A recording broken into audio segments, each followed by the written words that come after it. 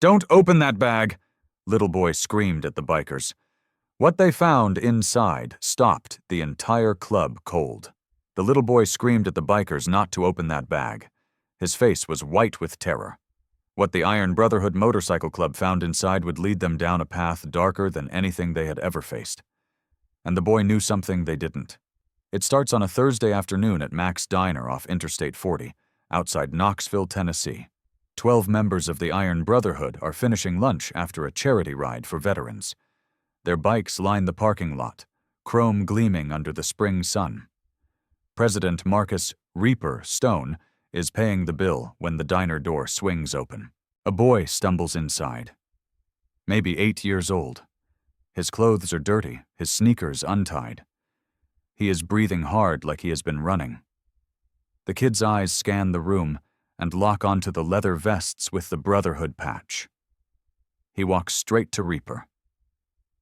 "You gotta help me," the boy says. His voice shakes. "There's a bag behind the dumpster at the gas station, but please don't open it. Please." Reaper kneels down. "Slow down, son. What's your name?" "Tyler. Tyler Moss." The kid's hands won't stop shaking. "My stepdad left that bag there. He told me to never tell nobody, but I can't sleep. I see it every time I close my eyes." The diner goes quiet. Every biker in the place is listening now. "What's in the bag, Tyler?" Reaper asks gently. Tyler's eyes fill with tears. "I don't know, but I heard kids crying from it once, and then they stopped." He grabs Reaper's vest. "But don't open it. He said he would know. He said he always knows." Reaper's blood runs cold. He exchanges a look with his vice president, a mountain of a man named Wayne Sledge Harper. Sledge's jaw is tight. "Where is this gas station?" Reaper asks. 2 miles that way." Tyler points east. "Marty's Stop and Go. The dumpster's in the back, the green one." "Where's your stepdad now?" "Work. He works at the warehouse on Morton Street. He won't be home till 6. Reaper stands. He pulls out his phone and dials. "Yeah, this is Marcus Stone. I need to report something at Marty's Stop and Go on Route 40. No, don't send anyone yet. I need you to hear this first." He puts the phone on speaker. Tyler tells the police dispatcher everything he told Reaper. When he finishes, the dispatcher's voice is tense. "We'll have officers there in 10 minutes. Mr. Stone, please do not touch anything." "Copy that." Reaper ends the call. He looks at his crew. Tank, Crow, Diesel, Hammer, Joey, Brutus, Snake, Bull, Razor, Flint, and Doc are all standing. They do not need to ask what comes next. "Sledge, take 3 guys to the gas station. Do not touch the bag. Just watch it until police arrive. The rest of you, with me, we are going to have a conversation with Tyler's stepdad." Tyler grabs Reaper's arm. "What if it's not what I think? What if I'm wrong?" Reaper's eyes are hard as stone. "Then nobody gets hurt. But if you are right, your stepdad is going to wish he never laid eyes on this town." Sledge, Tank, Crow, and Diesel head east. Reaper and the others follow Tyler to his house, 3 blocks from the diner. The boy points to a small blue house with peeling paint. "He keeps files in his office, locked drawer. I heard him on the phone once. He was talking about transfers and payments and routes." "Stay here with Doc," Reaper tells Tyler. Then he turns to the others. "Hammer, you are good with locks. Joey, Brutus, watch the doors. The rest of us are going in." It takes Hammer 45 seconds to pick the lock on the front door. They move through the house quietly. The boy office is in the back. Reaper can see the locked desk drawer. Hammer goes to work on it. Click. The drawer slides open. Inside are folders, manila folders stuffed with papers. Reaper pulls one out and opens it. His stomach turns to ice. Photos. Dozens of photos of children. Different children. Different ages. Some are smiling school pictures. Others are grainy surveillance shots. Each photo has a number written on it. Underneath the photos are documents, transfer orders, locations, dates, Names of contacts in 3 different states. Jesus Christ, Snake whispers behind him. Reaper flips through another folder. More children. More documentation. In the back of the drawer is a burner phone and a notebook. The notebook has addresses, phone numbers, and payment amounts. His phone rings. It is Sledge. We found the bag. Police are here. Reaper, you need to get down here. Now. What's in it? There is a long pause. Evidence, clothing, ID cards, a little girl's stuffed rabbit. Reaper, there's blood on some of this stuff. And there are photos. At least 20 kids. Reaper's hand tightens around the phone. We found his files. He is running a trafficking operation. Multiple states, multiple kids. This is way bigger than we thought.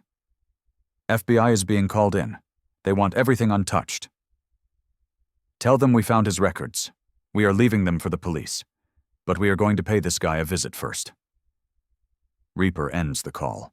He takes photos of every page in those folders with his phone. Then he puts everything back exactly how they found it. Leave it. The cops will be here soon. Let's go have a talk with Mr. Moss. If you believe bikers are the good people, hit that like and subscribe button. Morton Warehouse is a massive metal building on the east side of town. The Brotherhood pulls into the parking lot at 4:15. 30 bikes. Word spread fast and more members showed up. They are not here for violence. They are here to make sure Tyler's stepdad does not run. They find him in the loading dock. Dennis Moss is 42, average height, thinning hair. He looks up as 30 bikers walk toward him. His face goes pale. Dennis Moss? Reaper asks. Who wants to know? The people who found your bag and your files. Dennis drops the clipboard he is holding. For a second, he looks like he might run. Then he sees how many bikers are surrounding him. There is nowhere to go. I don't know what you're talking about. Tyler told us everything. Dennis's eyes go wide. That little brat, where is he? Safe, far away from you. Reaper steps closer. The police are already at your house. They are opening your desk right now, and they found your bag behind the gas station, the one with evidence from 20 missing kids. Dennis's face changes. The fear turns to something else. Anger. Desperation. You don't understand. I'm just a middleman. I move them. I don't do what the others do. You move children like cargo. You are going to prison for the rest of your life. Dennis laughs. It is a cold, bitter sound.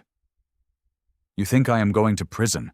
You have no idea how big this is, how many people are involved. I will make a deal. I will give them names. I will be out in 5 years. Reaper's fist connects with Dennis's jaw before anyone can stop him. The man crumples to the concrete. Blood pours from his mouth.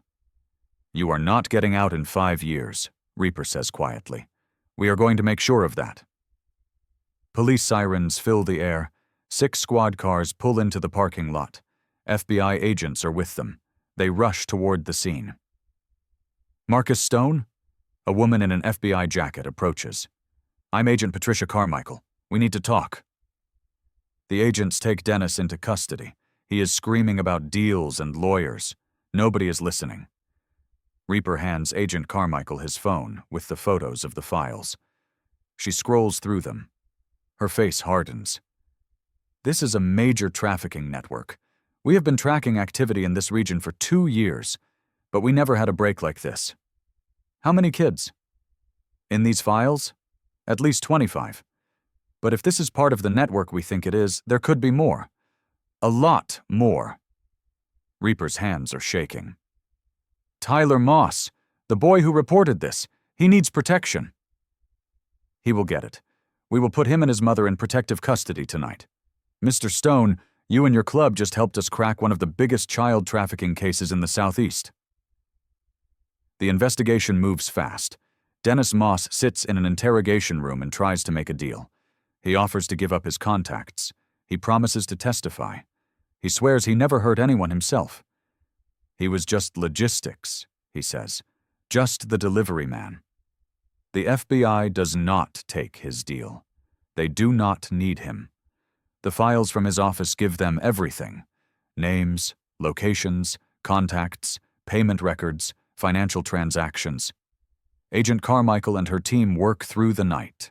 They map out the entire network, every connection, every location, every person involved. Within 48 hours, FBI raids hit 8 locations across Tennessee, North Carolina, and Georgia. SWAT teams breach doors at dawn. They move fast and precise. No room for error. Not when children's lives are at stake. They find 12 children, alive, held in basements and back rooms and hidden storage units. Some have been missing for months. One little girl has been missing for 3 years. Her parents thought she was dead. They had held a memorial service. Her mother stopped leaving the house. Her father drank himself to sleep every night. When the FBI calls to tell them their daughter is alive, the father collapses. The mother screams. They drive 8 hours through the night to reach the FBI office. When they see their little girl, now 3 years older and terrified of everything, they cannot stop crying. She does not remember them at first. It takes days before she speaks their names. But she is alive. That is what matters. But the twist comes 72 hours into the investigation. Agent Carmichael calls Reaper with an update that makes his blood run cold. We decoded Dennis's burner phone. He was not just moving kids, he was keeping records. Detailed logs of every child that went through his network over the past 4 years. Marcus, we are looking at 86 children, not 25. 86. Reaper's heart stops. How many are still missing? 74. Her voice breaks. We rescued 12. The others, we are still looking. Some of the records show international transfers. Mexico, Canada, overseas destinations we cannot even confirm yet. This is not just regional, this is global. What about the bag? What was actually in it? Personal items from the children. Photos, ID cards, pieces of clothing, toys, keepsakes. Dennis kept them as insurance. If anyone in the network tried to turn on him, he had evidence that could identify victims and lead back to other traffickers. It was his leverage, his protection. That is why he told Tyler never to tell anyone. If that bag was found, the whole network was at risk of exposure. And now we burn it all down. Every location, every contact, every person involved. We have arrests happening in 6 states right now: Virginia, Kentucky, Alabama, South Carolina, Florida, and Louisiana. We expect more in the next week. International warrants are being prepared. Dennis Moss is never seeing daylight again. None of them are. The scope of it makes Reaper feel sick. 86 children. 4 years. How did nobody notice? How did this happen in their backyard? Agent Carmichael continues. The children's items in that bag were from victims across the entire network. Some dated back 3 years. A hairbrush from a girl in Memphis, a baseball card from a boy in Charlotte, a diary from a 13-year-old in Atlanta. Dennis kept trophies, evidence of every child he moved. He thought it made him untouchable. Instead, it made him the key to dismantling everything. But the Brotherhood is not done. Reaper calls a church meeting at the clubhouse that night. 45 members show up from chapters across the state. Some ride 4 hours to get there. When they hear about the 86 children, the room goes silent. Grown men with tears in their eyes, fathers thinking about their own kids, brothers remembering childhoods that were not safe. We did our part, Reaper says. The cops have what they need.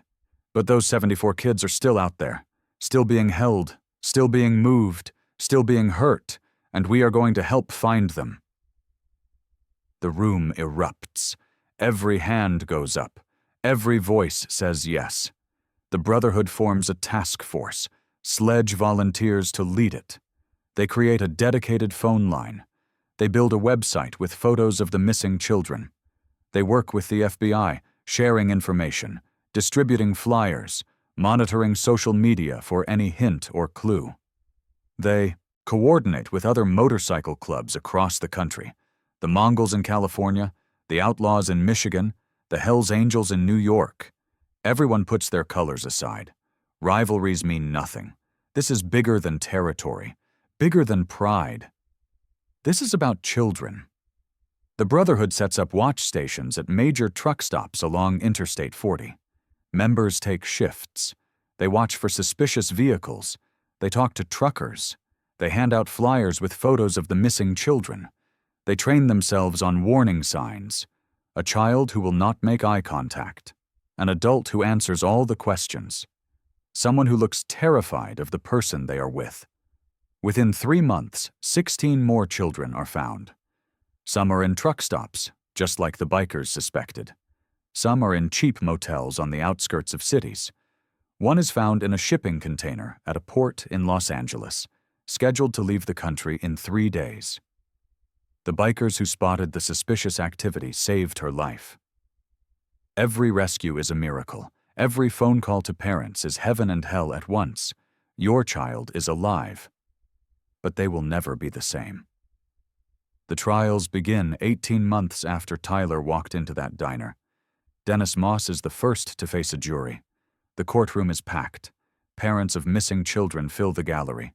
Some still have hope. Others just want to see the man who destroyed their lives. The prosecution presents the files. The burner phone records. The bag with the children's items. They call witnesses. FBI agents. Rescued children who are old enough and strong enough to testify. One boy, 11 years old, describes the warehouse where he was kept for 4 months. He points at Dennis and says, "That man brought me food twice. He never said a word to me. He just looked through me like I was not even human." The jury deliberates for 3 hours. They return with guilty verdicts on all counts. 42 counts of human trafficking, kidnapping, conspiracy, racketeering. The judge does not hesitate. Dennis Moss, you have shown no remorse. You have taken no responsibility. You have treated children as merchandise. You deserve no mercy from this court. 8 consecutive life sentences. No possibility of parole. The gavel falls like thunder. Dennis's contacts face similar trials across 6 states. 17 people go to prison. Life sentences for most. Decades for the others. 3 more are still being hunted by the FBI. International warrants are issued. Interpol joins the search. 1 man is found in Brazil, another in the Philippines. The 3rd disappears completely. But the FBI never stops looking. Dennis Moss tries to appeal his sentence twice. Both times the appeals are denied. The evidence is overwhelming. His guilt is absolute. He spends his first 6 months in general population at a maximum security prison in Tennessee. He is attacked 4 times in those 6 months. Other inmates do not tolerate child predators. The 4th attack leaves him with a broken jaw and 3 cracked ribs. Tyler Moss and his mother are relocated to a new state with new identities. Before they leave, Tyler meets with Reaper one last time. They sit in a park. Tyler does not say much, neither does Reaper. But when the boy stands to leave, he hugs the big biker tight. "You believed me," Tyler whispers. "Always will," Reaper says. The Brotherhood sets up a trust fund for Tyler's education. When he turns 18, there will be $50,000 waiting. Donations came from biker clubs across the country. Every chapter contributed. Some gave $5, some gave $500. It all added up. The bag that started everything is kept as evidence in a federal facility. But photos of it are shown in every trial. Jurors see the contents laid out on a table. The little girl's stuffed rabbit, the boy's baseball card, the teenager's diary. 34 items total. 34 children whose lives were stolen. The jurors cry every single time. Some cannot finish deliberations without breaks. The emotional weight is too much, but they always come back. They always deliver the verdicts. Guilty, guilty, guilty. The judge in Dennis's trial looks at the photos of that bag for a long time. Then he adds extra years to the sentence. "For every child whose innocence you stole," he says. "For every parent whose heart you broke. For every nightmare you caused. May you never know freedom again. 4 years later, Reaper gets a letter. It is from Tyler, now 12 years old. He is doing well in school. He is on the soccer team. He still has nightmares, but they are getting better. He wants to be a police officer when he grows up. He ends the letter with a simple line. Thank you for listening to me when I was scared. You saved those kids.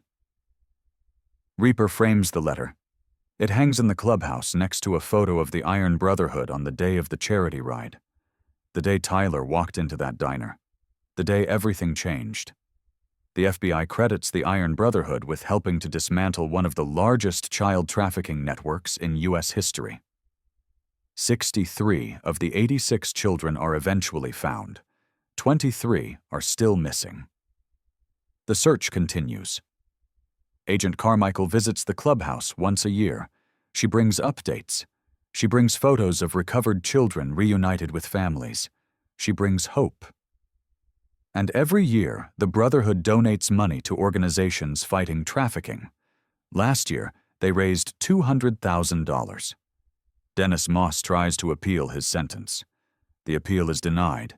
He is attacked multiple times in prison by other inmates. He spends most of his time in solitary confinement for his own safety. He will die behind bars. Everyone knows it.